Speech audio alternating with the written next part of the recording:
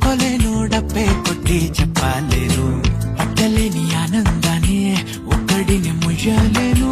కొద్దిగా సాయం వస్తే పంచుకుందాం నువ్వు నేను కాసేపు నువ్వు కన్నా తక్కువ నిన్ను నన్ను చూస్తూనే ఉంటా కాసేపు నువ్వు మాట్లాడకు కవిల కావ్యం రాసుకుంటా ఎడారిలా ఉండే నాలో సింధు నదై పొంగావే ఉండిపో ఉండిపో ఎప్పుడు నాతోనే